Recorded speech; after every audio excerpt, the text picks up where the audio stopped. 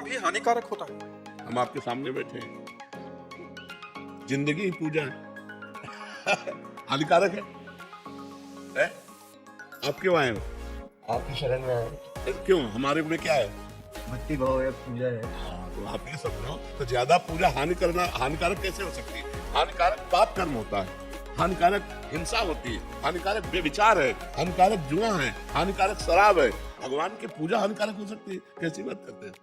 कैसे कैसे कैसे ये बात कैसे कहोगे? तो दिमाग पे आई पूजा करने से मतलब अपने ग्रह जैसे मतलब बात। समस्या ये है कि कुछ लोगों के दिमाग में ऐसा बैठ जाता है कि जो ज्यादा धर्म से चलते हैं, जो ज्यादा पूजा करते हैं, वो परेशान हो जाते हैं। आप जो प्रश्न कर रहे हो, मैं उसे समझ रहा हूँ, उसकी धारा को। ऐसा नहीं है। पूर्व के जो पाप कर्म हैं, जैसे हमारी दोनों किडनी फेल है, बचपन से बाबा जी हो, ये हमारे पूर्व के पाप कर्म का फल है। और ये हमारे भजन का फल है कि हमें पूरे की पूरी जनता का प्यार मिल रहा है। हम सुबह जब निकलते ना, छोटे बच्चे से लेकर सब राधा राधा राधा, तो दिखाई देता है, सबकी आंखों में प्यार दिखाई देता है। भक्ति से दुख नहीं मिलता, लेकिन जैसे हमने अभी भक्ति शुरू की, हमारे पाप कर्म का परिणाम लग गया, तो हमें दुख मिलेगा। क्योंकि भक्ति हमारी अभी खेती है, लेकिन पुरानी खेती में हमने बबूल बोए हैं, पाप बोए हैं, तो हमको भोगना पड़ेगा। जैसे बड़े बड़े संतों को भोगना पड़ता है। रामकृष्ण परमहंस जी के कैंसर और बड़े बड़े संतों के कष्ट देखे गए, और वो इतनी सामर्थ्य रखते हैं कि दूसरे के कैंसर को मिटा दे, दूसरे के दुख को मिटा दे, लेकिन वो अपने दुख को भोग करके भगवान की प्रसन्नता के लिए भगवान को भक्ति से कभी किसी को दुख मिल ही नहीं सकता। लेकिन भक्तों के जीवन में दुख देखा गया है। बात समझना, उस दुख में भी वो सुखी रहे हैं और बड़े बड़े कष्ट उनके जीवन में आए। क्या हुआ? अब जैसे हमारा आखिरी जन्म है, हमें जन्म नहीं लेना, तो हमारे हजारों अनंतों जन्मों के पापों को थोड़ा थोड़ा भुगा भुगा कर, अब जब थोड़ा थोड़ा भोगेंगे तो कदम कदम पे भोगना है। अब भोगते भोगते मर जाएंगे, इसके बाद भगवान को प्राप्त हो गए, खत्म। अब तुम्हारा अनंत जन्म भटकना है। अभी बोले पापी आदमी कोई भी कष्ट नहीं हुआ, जुकाम भी नहीं हुआ, चट मर गया। देखने को मिलता है ऐसा कि पापी आदमी हंसते नाचते मर गया, और संत बने हैं, पूरा जीवन भजन करो, महीनों सड़ना पड़ा। क्यों? क्योंकि इनके अनंत जन्मों का हिसाब होकर अभी भगवान को प्राप्त होंगे, और उनको भटकना पड़ेगा, अभी हजारों जन्म भटकना पड़े। भक्ति से कभी किसी को परेशानी हो ही नहीं सकती, भक्ति कभी दुख नहीं। भगवान भला मंगल भवन है, उनका भजन, उनकी पूजा किसी को दुख दे सकती है? उनकी पूजा तो दुखों का निवारण करती है। ये बात पक्की समझ लीजिए। नंदिनी जी दिल्ली से। राधे राधे महाराज जी। महाराज जी, हमें कैसे पता चले कि भगवान हमारे से प्रसन्न है? क्योंकि संसार में रह रहकर कोई ना कोई गलती तो बन ही जाती है। जब निरंतर भगवान का स्मरण हो, शास्त्र विरुद्ध आचरण न हो, कोई पापाचरण न हो, और संत समागम मिलता रहे, तो जान लेना चाहिए हमारे ऊपर भगवान बहुत प्रसन्न है।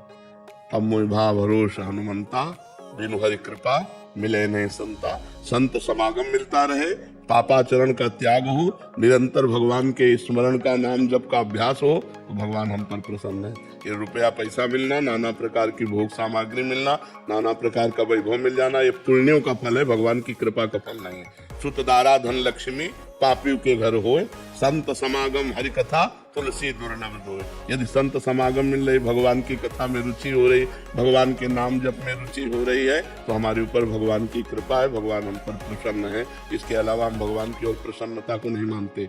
लोक वैभव की संपत्ति जो मरने के बाद हमारे साथ न जाए, वो भगवान की कृपा नहीं। भगवान की कृपा से भगवान का नाम जप चले, भगवान की कृपा से भगवान के भक्तों से प्रेम हो, भगवान की कृपा से भगवान की कथा में प्रेम हो, हमारे जीवन में भगवान का अस्तित्व आ जाए, इसी जन्म में हम भगवत साक्षात्कार कर ले, तो यह भगवान की प्रसन्नता है। अगर भजन चल रहा है ठीक, भगवान की कृपा है। संत समागम में रुचि है, भगवान की कृपा है। लीला कथा भगवान की सुनकर अश्रु आ रहा है, ये भगवान की कृपा है।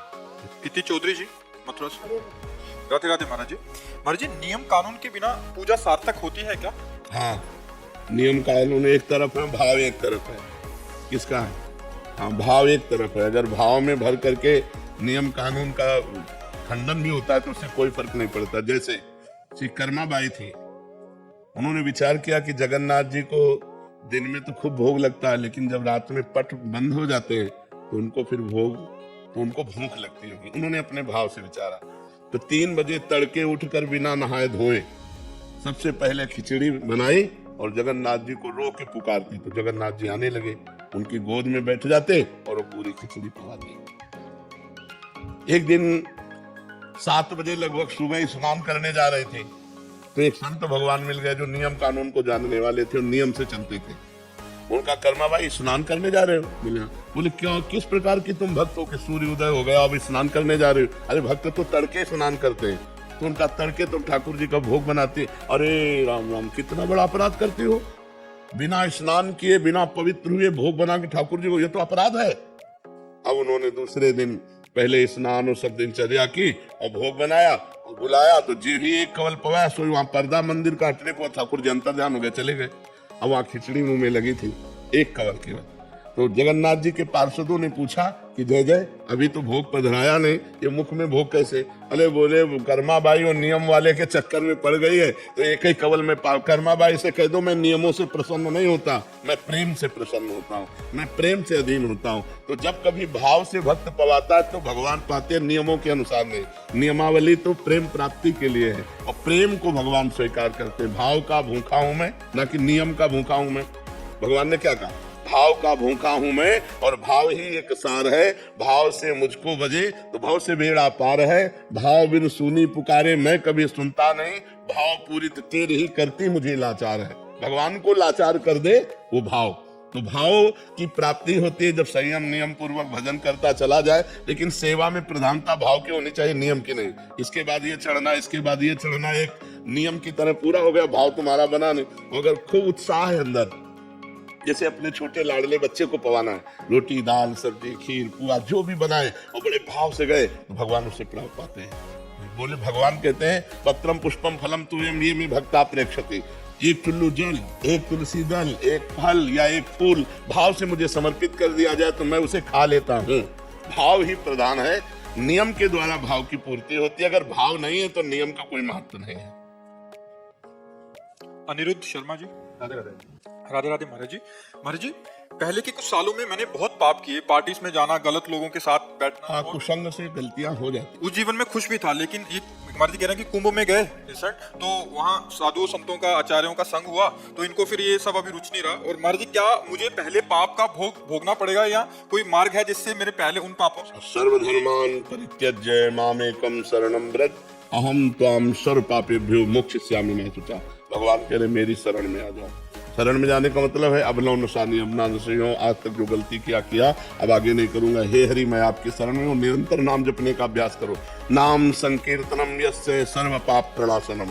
भगवान का नाम कीर्तन समस्त पापों का नाश कर देता है। खूब नाम जप करो, राधा राधा राधा कृष्ण कृष्ण राम हरि, जो नाम प्रिय हो, और भगवान की शरण में रहो। शास्त्रों का स्वाध्याय करो, संतों का संग करो, गंदे आचरण का त्याग करो, सब पाप नष्ट हो जाएंगे। और पाप में इतनी सामर्थ्य नहीं है, पाप में इतनी सामर्थ्य नहीं जितनी सामर्थ्य भगवान के नाम में है। तो हम नाम का आश्रय ले लें, खूब नाम जप करें भगवान का। गौरव सिंह, राधे राधे महाराज जी। महाराज जी, मेरा प्रश्न है कि हम ऐसी कौन सी पूजा करें जिससे आपका स्वास्थ्य उत्तम रहे? आपकी सद्भावना है, आप वैसे हम स्वस्थ रहते हैं। ये अंदर का केवल भोग का विधान है, हम स्वस्थ नहीं।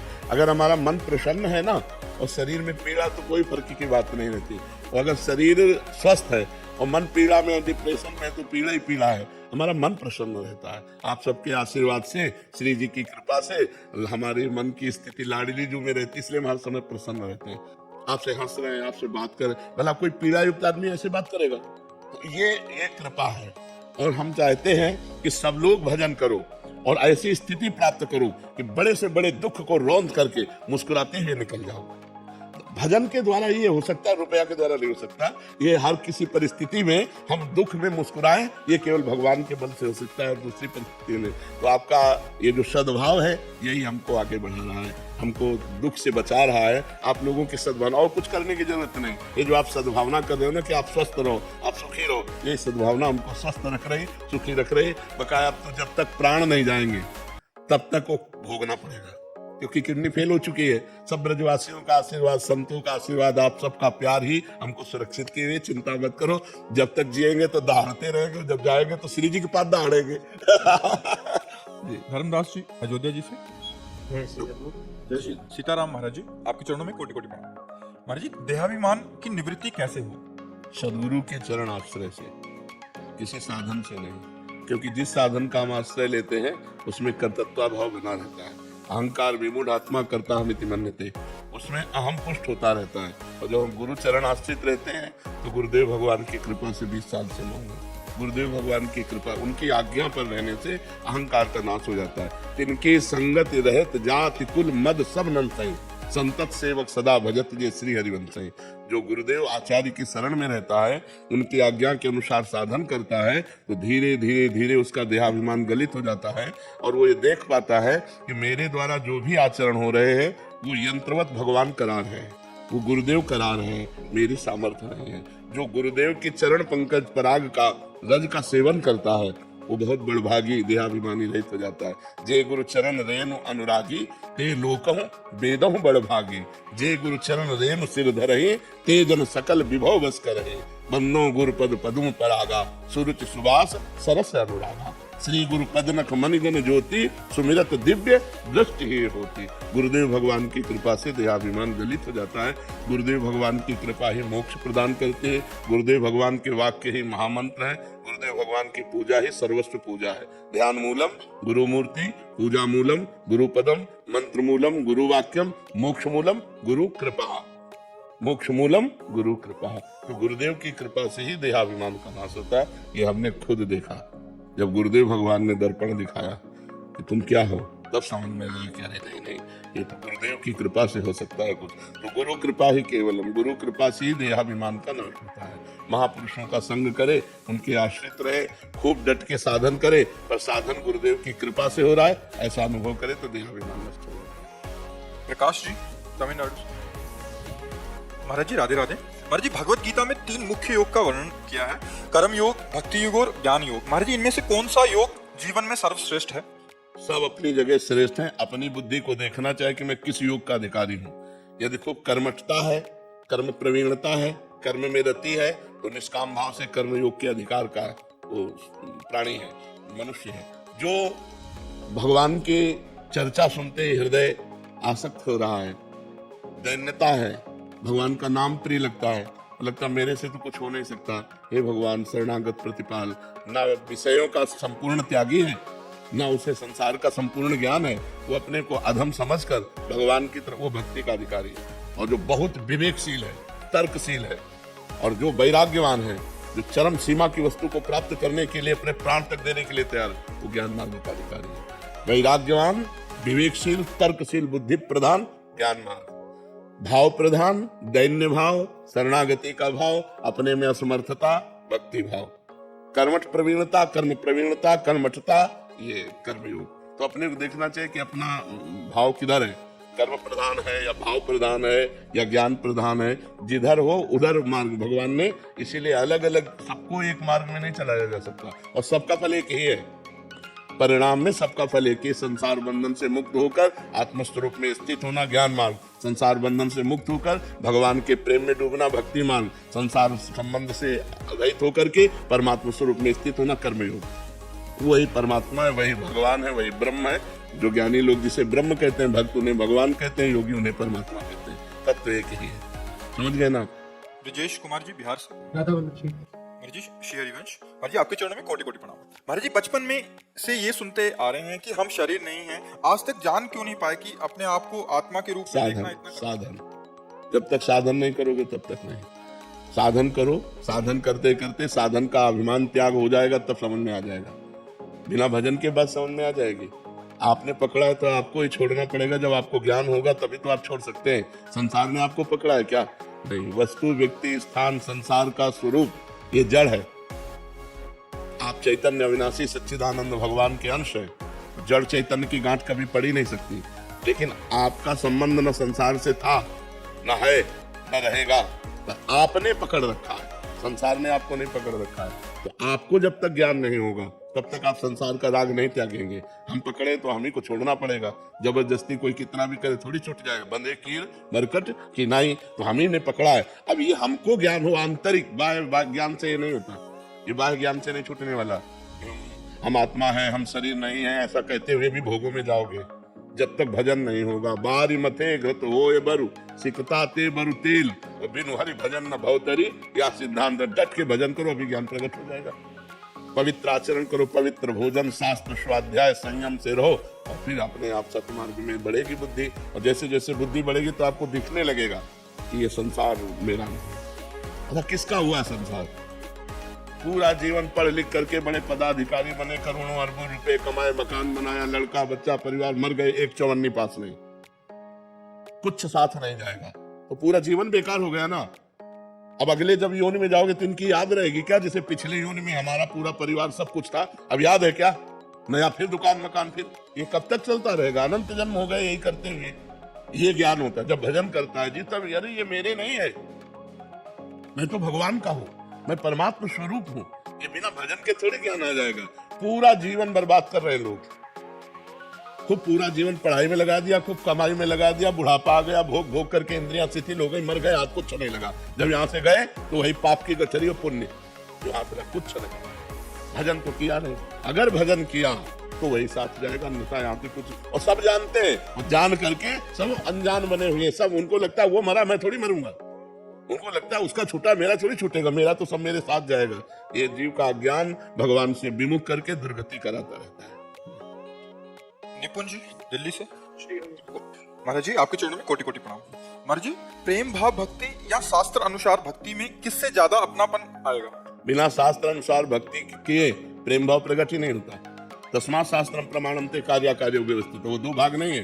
प्रथम सीढ़ी है, शास्त्र के अनुसार चलो, कर्म करो, शास्त्र के अनुसार हर कर्म करके भगवान को समर्पित करो, नाम जपो, भगवान की लीला कथा सुनो, भगवान का स्मरण करो, भगवान नाम कीर्तन करो, इसी भक्ति से प्रेम योग आ जाएगा। प्रेम ऐसे थोड़ी प्रकट हो जाता है, साधन भक्ति करते करते फिर अनुराग भगवान से प्रकट हो जाता है। जब बहुत समय तक कथा सुने, भगवान नाम कीर्तन करे, शास्त्र मर्यादा के अनुसार चले, तो जब नव लक्षण भक्ति कराहे तब तीन प्रेम लक्षणा पाहे। नवधा भक्ति का अनुष्ठान करते करते प्रेम लक्षणा भक्ति जागृत हो जाती है। प्रेम लक्षणा स्वयं थोड़ी होती है, भजन न सेनी प्रेम की। प्रेम रूपी ऊंचाई पर चलने के लिए खूब भजन करना पड़ेगा। और भजन न होए संग बिनु भजन बिना नहीं प्रेम, छिन्हू भजन छाड़िए धरिए या ध्रुनेम। बिना भजनानंदी महात्माओं के संग के भजन नहीं होता, बिना भजन के प्रेम नहीं होता। तो तस्मात् शास्त्रम प्रमाणम ते कार्य कार्य व्यवस्थित हो, कार्य और अकार्य की व्यवस्था शास्त्र में जो की गई है उसके अनुसार चला जाए, और नाम जप किया जाए, कीर्तन किया जाए, भगवत कथा सुनी जाए, भगवत सेवा की जाए, परोपकार किया जाए, तो हमारे अंदर प्रेम लक्षण भक्ति जागृत हो जाएगी। प्रेम कोई अलग से थोड़ी आता है, और जो हमारे अंदर प्रेम है वही प्रेम समेट करके प्रभु के चरणों में समर्पित करना है। माता में, पिता में, भाई में, बंधु में, रुपया में, मकान में, संसार में, जहां जहां हमारी ममता है, सबकी ममता ताग बटोरी, मम पद मनहि बांधि बर डोरी। भगवान के चरणों में सबकी ममता को समेट करके समर्पित कर दो, खूब नाम जप करो, खूब कीर्तन करो, देखो भगवान से प्रेम हो जाएगा। समझ पा रहे आप? तो ये नहीं कि शास्त्र भक्ति अलग है और प्रेम भक्ति अलग है। शास्त्र भक्ति के अनुसार चलने पर ही प्रेम भक्ति का प्रादुर्भाव होता है। रजत सोहानी जी, राधे राधे। महाराज जी, महाराज जी, बिहारी जी के दर्शन करते समय क्या करना चाहिए, क्या बोलना चाहिए? कुछ इच्छा हो तो मांगना चाहिए, सिर्फ शुक्रिया करना चाहिए? प्यारे के दर्शन से कुछ मांग प्रकट होती है क्या? जब अपने प्यारे को देखते हैं तो यही लगता है हो भाग्य, आज सौभाग्य कि मैं आपको देख पा रहा हूँ। मैं आपसे क्या मांगू? सबसे बड़ी बात तो आपने दे दी कि अपने समीप बुला लिया और आपको मैं देख पा रहा हूँ। बस प्रभु, मैं सदैव जो आपको देख पा रहा हूँ यही देखता रहूं, यही चिंतन बना रहे। जब ये देखते रहोगे, चिंतन बना रहेगा, तो दुख पास आएगा नहीं, विपत्ति पास आएगी नहीं। और जिसके हृदय में भगवान का चिंतन होता है, तो जैसे नदियां बिना चाह के समुद्र के पास स्वयं ही जा रही हैं दौड़ती हुई, ऐसे धर्मात्मा भगवत चिंतन करने वाले के पास अपने आप सारी संपत्तियां सुख आती रहती हैं। और जो भगवान से विमुख है और धर्माचरण करता है, तो बिना बुलाए विपत्तियां उसको घेरे रहती हैं। समस्याएं, चिंता, शोक, भय, ये पाप का फल है। और जब हम भगवान का चिंतन करते हैं, धर्म से चलते हैं, तो सुख, निर्भयता, निश्चोकता, निश्चिंतता ये हमारे हृदय में छाई रहती है। बिना बुलाए जैसे नदियां समुद्र के पास जाती है, ऐसे धर्मात्मा पुरुष के पास बिना बुलाए समस्त वैभव आ जाता है। तो बिहारी जी दर्शन करने को मिले, बिहारी जी से कहो आपके चरणों में प्रेम हो, आपका नाम स्मरण हो। प्रभु, मैं सदैव जो झांकी देख रहा हूँ ये मेरे नेत्रों में बस जाए, ऐसी कृपा करो। ऐसा ये मांगना चाहिए, ऐसी कृपा करो कि ये झांकी कभी हमारे नेत्रों से ना हटे। स्वामी जी महाराज ने एक पद में गाया है, ऐसे ही देखत रहो जन्म सफल करे मानो, प्यारे की भावती भावती के प्राण प्यारे, जुगल किशोरे जानो। ऐसे ही देखत रहो जन्म सफल करे मानो। जीवन की सफलता क्या है? ऐसे बिहारी जो आप वृंदावन बुलाते रहो, मैं बार बार आपको देखता रहूं, पुण्य बिहारी ऐसा नाम जप करता रहूं। इससे बड़ा जीवन में और क्या लाभ हो सकता है? क्या मांगोगे उनसे? जो मांगोगे सब ऐसे ही होगा जैसे चक्रवर्ती सम्राट के पास कोई जाए गरीब आदमी और वो बोले प्रसन्न हम हुए वरदान मांगो, तो कहेगा वरदान 1 साल भैंस का चारा और हमारे खाने पीने की व्यवस्था कर दो, क्योंकि उसकी क्षमता नहीं और मांग ले। वो गरीब आदमी ये सोचेगा 1 साल के लिए भोजन मिल जाएगा, 1 साल के लिए भैंस और गाय का चारा मिल जाएगा, इससे बढ़कर क्या है? वो इससे ज्यादा मांग ही नहीं सकता। ये नहीं जान सकता कि चक्रवर्ती सम्राट है, ये नगर का नगर दे सकता है, ये हमारे आजीवन का भरण पोषण कर सकता है। तो अखिल कोटि ब्रह्मांडों के नायक परात्पर इस भगवान सच्चिदानंद से हम क्या मांग सकते हैं? बहुत क्षुद्र विषय मांगेंगे, स्त्री मिल जाए, पुत्र मिल जाए, रुपया मिल जाए, पैसा मिल जाए, मुकदमा जीत जाऊं, ये सब क्या है? ये ऐसे ही जैसे चक्रवर्ती सम्राट से कुछ मांगा जाए, ये सब नाशवान पदार्थ है। बिहारी जी से अगर मांगे तो यही मांगे कि आपको जो अच्छा लगे दे दो, हमें अच्छा लगता है आपको देखना, आपका सुमिरन करना, आपको जो अच्छा लगे आप दे दो। तो वो अपनी स्थिति से जब देंगे ना तो निहाल कर देंगे। सुदामा जी को दिया बिना मांगे, तो जैसी द्वारिकापुरी वैसी सुदामापुरी बना दी। सुदामा जी मांगते तो कितना मांगते, जब मांगा नहीं तो बिन मांगे अनमांगे आगे आवेगो। बहुत देने वाले दाता है, वो निहाल कर देंगे। समझ पाए आप? बिंदा देवी जी बिहार से, राधे राधे मारी जी। मारी जी आप कह रहे हैं कि नाम जब करते हैं तो मन इधर उधर जाता है, पर सत्संग प्रवचन लीला श्रवण इत्यादि करते हैं तो उसमें रुचि आ जाती है। तो मारी जी नाम आपको बताएं, सत्संग और लीला श्रवण से भक्ति बढ़ती है और मन निर्मल होता नाम जप से। इसलिए सबसे कठिन काम नाम जप है। जहां नाम जप में मन लगाओगे, आप ऐसे कीर्तन सुनो, भजन सुनो या और कुछ करो, मन देखो, मन राजी होने के बाद तो देखो 3 घंटे फिल्म तुम्हारे मन के अनुसार लगी हो तो 1 मिनट का ही नहीं जाएगा। तो उससे मन की निर्मलता थोड़ी हो जाती है।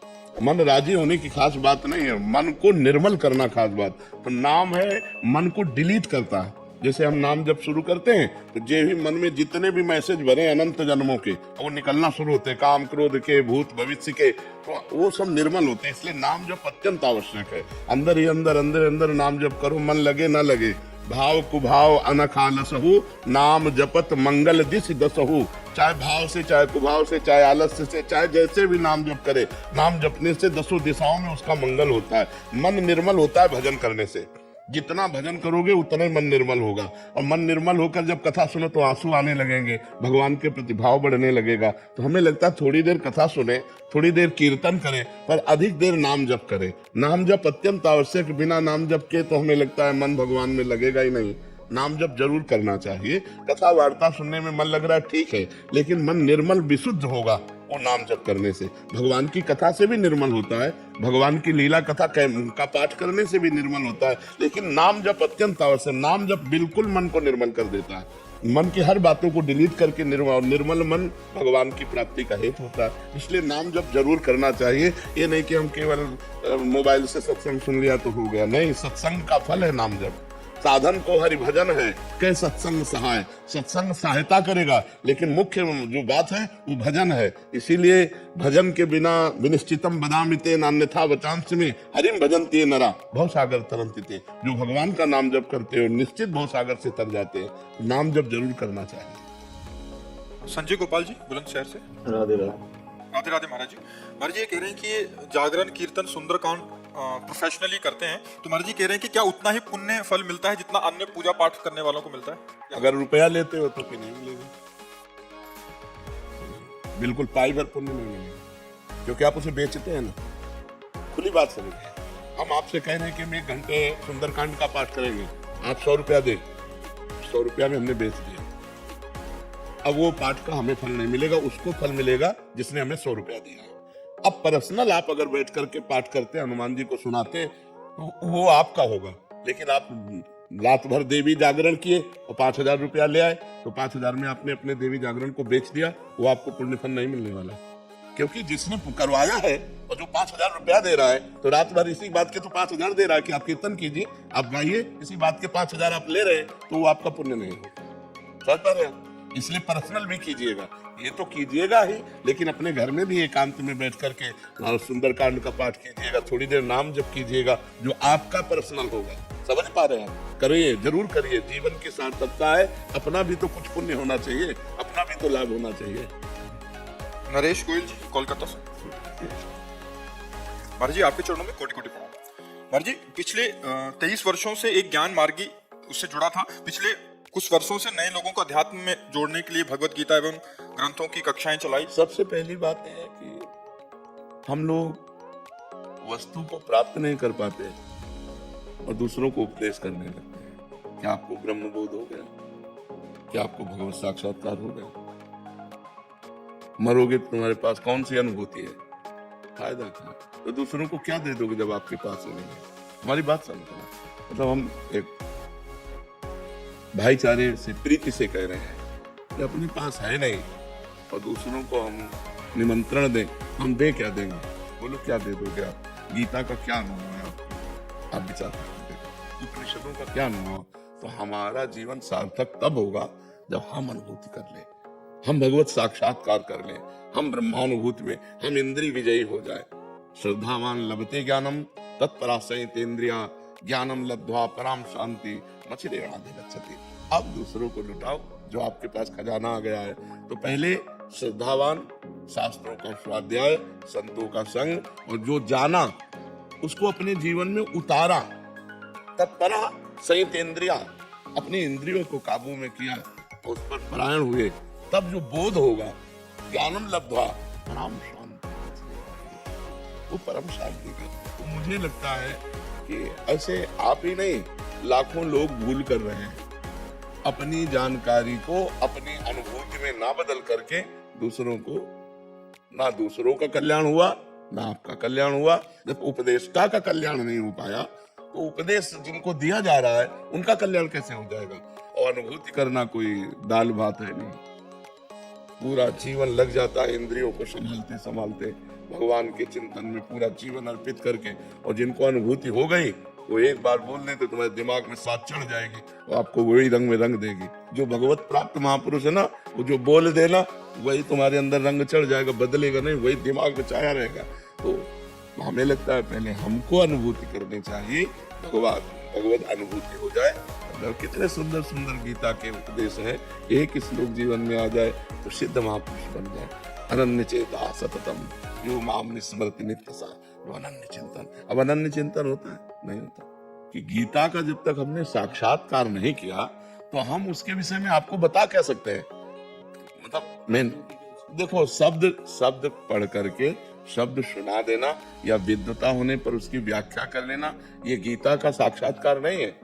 गीता का साक्षात्कार है ब्रह्मानुभूति, स्वरूप बोध, और उसके लिए बहुत। तो हमें लगता है कि बंधन से हम छूटे नहीं तो हम दूसरे को बंधन से कैसे मुक्त कर सकते हैं? जब आपको कला ही नहीं आती बंधन से छोड़ने की, क्योंकि स्वयं नहीं छूटे, तो आप दूसरों को कैसे छुड़ा सकते हैं? फिर वो एक मजाक होगा ना। तो हमें लगता है कि आप अपने जीवन को पहले गीता का साक्षात्कार करने में लगाइए, साधना में बैठिए, तन्मयता कीजिए, और जो सेवा मिली है इसको एक सेवा मान लीजिए। हाँ, सेवा मानकर कीजिए, लेकिन ये मत मान लीजिए कि आप गीता के उपदेष्टा हैं। गीता की अनुभूति, हजारों लोग टीका कर रहे हैं, गीता जी की हजारों लोग टीका कर रहे हैं, लेकिन बिना श्री कृष्ण साक्षात्कार किए, बिना ब्रह्मा अनुभूति किए, मुझे लगता है गीता का रहस्य नहीं समझ। भगवान की वाणी है। हाँ, जो शब्द लिखे हैं पढ़ के तुम बोल दो वो बात अलग है। ऐसा अनुभूति होकर के बात करना, ठीक है महाराज जी। वो एक्चुअली क्या है कि हमारे यहाँ दीक्षा की कोई पद्धति नहीं है, तो कुछ वर्षों से मैं अपनी जो इष्ट जिनको मुझे बहुत प्रिय है उनके बीज मंत्र का जाप खुद ही कर रहा हूँ और नाम जाप आपके बोलने से शुरू कर दिया। तो ये क्या सार्थक हो? दीक्षा के बिना भी हो जाता है? अब मान लो आपने जहाँ से मंत्र लिया है अपने मन से वैसे देखो, अर्जुन जी भगवान के मित्र थे, सब बातचीत होती थी, लेकिन गीता जी भगवान ने उपदेश नहीं किया कभी। जब अर्जुन जी ने कहा कार्पण्य दोषो प्रहत स्वभावा प्रच्छामि त्वाम धर्म सम्मूढ़ चेता, मैं कायरता रूपी दोष से युक्त हो गया हूँ, मेरी बुद्धि मूढ़ हो गई है, मेरा परम श्रेय कल्याण किसमें है? भगवान नहीं बोले, तब बोले शिष्यस्ते हम साधिमाम त्वाम प्रपन्नम, मैं आपका शिष्य हूँ और आपकी शरण में हूँ। दोनों बातें, आपका शिष्य हूँ और आपकी ही शरण में हूँ। अब मेरा श्रेय क्या है, मेरा कल्याण क्या है, इसमें बता। इसलिए किसी महापुरुष के आश्रित होइए, उनके श्रीमुख से मंत्र और नाम आदि लेकर उपासना में लगिए, जैसी परंपरा है। देखो, स्वयं भगवान श्री कृष्ण संदीपनी जी को गुरु बनाते हैं और उनके चरणों में बैठ करके, तो अगर भगवान को इस तरह बोध ना कराना होता तो जिनके श्वासों से चारों वेद प्रकट हुए तो भगवान काहे को शिष्य बनते? जाकी श्वास वेद श्रुति चारी, सो हरि पढ़े या चरज भारी। वो शिष्य बनकर हाथ जोड़े नीचे बैठे और संदीपनी जी ऊपर गुरु पद पे बैठे। हमें लगता है किसी महापुरुष का आश्रय ले लिया जाए तभी हमारा जो जीवन उन्नति अध्यात्म की होगी उसमें सार्थकता आपको खुद समझ में आने लगेगी कि पूर्व पक्ष क्या था और अब का पक्ष क्या है, खुद आपको अनुभव में आने लगेगा। इस ध्यान में जैसे बैठते हैं तो उनका मतलब नाम रूप का ध्यान करें तो उसमें कोई नाम का ही ध्यान करना चाहिए, तब वो रूप प्रकाशित होता है। नाम का ध्यान, नाम सच्चिदानंद में, जैसे राधा, अब ये रा बड़ा की मात्रा, धा बड़ा की, ये सच्चिदानंद है। अब हम एकाग्रता कर रहे हैं, संसार का चिंतन छूट रहा है, सच्चिदानंद में नाम, वही रूप प्रकाशित हो जाएगा, अपना काम बन जाएगा। श्री राधे महाराज जी। महाराज जी, ये आपका सत्संग सुनते हैं और एक दुख से बाहर निकले हैं उसी सत्संग। महाराज जी, इनकी 17 वर्षीय बेटी थी, 2.5 साल पहले अपने स्कूल के बच्चों की मारपीट की वीडियो अपने पिताजी के फोन से लेकर अपनी एक सहेली को भेज दी। उसके बाद वो वीडियो वायरल हो गई, इस कारण उसके पिताजी ने उसे डांटते हुए कुछ कड़वे वचन बोले। 3 दिन तक दोनों एक दूसरे से बोले नहीं और वो इतनी कठोरता सह नहीं पाई और उसने आत्महत्या कर ली। महाराज जी, इस आत्महत्या के दोषी हम हैं या उसके और उसके हमारे प्रारब्धवश हैं? हम प्रायश्चित क्या करें? ये मूर्खता है, मूर्खता है, इसमें दोष की बात नहीं, इसमें मूर्खता क्या है? पापा है, 3 दिन नहीं बोल रहे, 4थे दिन बोलेंगे, 5वें दिन बोलेंगे, हमको अपनी तरफ से सॉरी बोलना चाहिए। हेलो, हमारे पिता है तो हमें आप कर लेने से कोई निदान हो गया क्या? प्रेत योनि मिलेगी जा करके, भूत प्रेत की योनि मिलेगी। उसका हमें लगता है कि अगर आप लोग कर सको तो 1 सप्ताह की भागवत उसके लिए करवा लो, हो गई, हाँ तो बढ़िया है। लेकिन दोष उसी जीवात्मा का है जो स्वयं कर रहा है। अगर हम उसको प्रेरित करें और फिर वो बात करे तो वो बात होती है। अब अपने आप विचार करके बच्चे हैं, अब वो हमें लगता है कि बच्चों को प्रोत्साहन देना चाहिए और ऐसी परिस्थिति ना प्रकट की जाए। माता पिता को भी चाहिए कि बच्चों से फ्रेंडवत, मित्रवत व्यवहार करें, जिससे उनके जो अंदर छुपी हुई भय या छुपा हुआ संकोच या छुपा हुआ अपने को मारने की बातें वो सब निकल जाएं। अब बच्चों को थोड़ा मित्रवत व्यवहार करना चाहिए, ऐसा भय नहीं दिखाना चाहिए कि अगर बाहर मान लो गलती भी हो गई कोई तो घर में आके अपनी मम्मी से बात कर ले, अपने पापा से बात कर ले। पापा को चाहिए कि मित्रवत व्यवहार करे।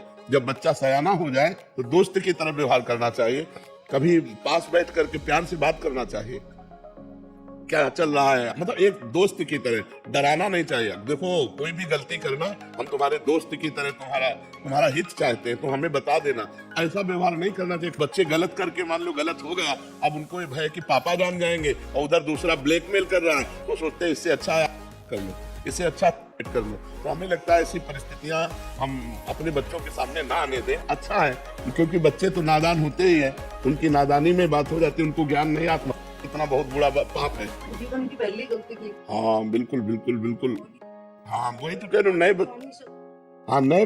बच्चों से ऐसे हो जाते हैं, बच्चे से गलतियां हो जाती हैं, पर माता पिता को भी चाहिए कि सावधान रहे। नहीं लगने दिया उसको। हाँ।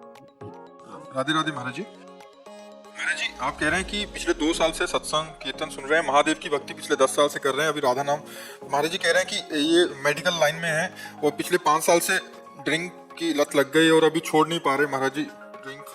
हाँ तो ठीक नहीं है, कह रहे कि पर प्रभु को पाना चाहती हूँ। नहीं, गलत बात है, गलत, बिल्कुल गलत बात है, बिल्कुल गलत बात है। आप रोज बताओ कि मैं रोज गंगा नहा के आती हूँ, लेकिन ये भी बात तो समझो गटर में रोज डुबकी लगा रहे हैं। ये जो मद्यपान है ये हमारे शास्त्र विरुद्ध है। 5 में कलयुग का वास और महापाप बताया गया है, पर स्त्री गमन, मदिरापान, द्वीप कीड़ा, हिंसा और जुआ, किसी की हत्या कर देना, हत्या करने वाला या जुआ खेलने वाला या पराई स्त्री से भोग करने वाला या मांस खाने वाला या शराब पीने वाला, ये सब, ये कभी भगवत प्राप्ति की बात ही नहीं हो सकती। ये तो पहले गंदी बात छोड़ो ना, अगर भगवत प्राप्ति चाहती तो गंदी बात छोड़ो। ये क्या मानी आचरण, ये क्या है? एक बार अपने ऊपर घृणा तो पैदा करो कि आप कितना गलत कर रहे हो। जब तक उसे दोष दृष्टि नहीं मानोगी तब तक तो चलता रहेगा ना। कैसी गंदी आदतें पाल ली है। 100 रुपया अगर रोज जोड़ लो और महीने में कितना होता है? 3,000 रुपया किसी गरीब की सेवा में लगा दो, किसी बीमार की सेवा में लगा दो तो भगवान की प्राप्ति का हेतु हो जाए। ये क्या है? क्या है? क्या है इसमें? आपको घृणा करनी चाहिए, आपको छोड़ना चाहिए। आज नियम लो कि मैं शराब नहीं पीऊंगा, हिम्मत हो तो बोलो, है हिम्मत? पक्का? वृंदावन में बैठी हो हमारे सामने, बोलो आज के बाद शराब नहीं पीऊंगी। आज के बाद चलाने नहीं दूंगा। हाँ, भगवान तुम्हें सब बल देंगे, भगवान तुम्हारी सहायता करेंगे। नाम जप करो और आज के बाद शराब नहीं। हाँ बस शराब मत पीना दो। वो सब ऐसे हो जाता है जैसे घर में पोछा लगाया और फिर धूल फेंक दो। तो पोछा लगाने का मतलब क्या रहा? नाम जप का मतलब क्या रहा? जब आपके आचरण पवित्र ना रहे, आपका खान पान पवित्र ना रहे, मांस आदि तो नहीं पाते। हाँ तो बस शराब आज से छूट गई, अब दोबारा मत पीना। अगर अब पियोगे तो फिर कोई चांस नहीं है। ये तो भारी अपराध बन जाएगा कि वृंदावन में बैठ करके उस संत समागम में आपने ना कहा और फिर पियो। ठीक है, हमारी बात आज से पक्की? हाँ पक्की, ठीक है, बहुत सुंदर। और वो नाम जब तो करती है, आराधना तो करती है, ये गंदी बात छूट जाएगी तो आप परम पवित्र हो जाएंगे। बहुत सुंदर।